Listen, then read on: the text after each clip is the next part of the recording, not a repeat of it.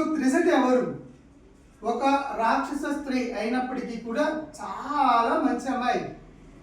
ఈ అమ్మాయి ఏం చేస్తుందంటే, రావణాసురుడు సీతమ్మ వారిని అపహరించుకున్నప్పుడు ఈ లంకలో పెట్టినప్పుడు ఏం చెప్తాడంటే, సీతమ్మ వారిని రావణాసురుని యొక్క భార్యగా స్వీకరించమని వీళ్ళందరినీ కూడా ఒప్పింపజేయడానికి కొంతమంది రాక్షస స్త్రీలను అక్కడ పెట్టడం అనేది జరిగింది.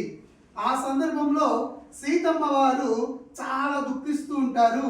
ఆ సమయంలో ఈ త్రిజటకు ఒక మంచి కల వస్తుంది.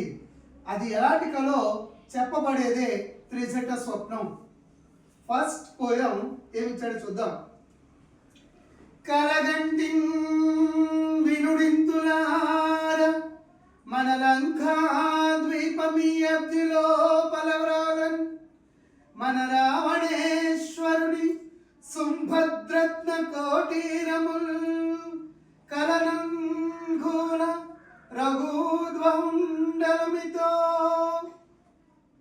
గంధద్వీపం వెక్కి ఉజ్వల కాంతి విలసిల్లు సీతావనిపోవన్ మిన్నకే నిప్పుడే. చక్కని కళ ఈ పద్యం ద్వారా వ్యక్తపరుస్తూ ఉంది.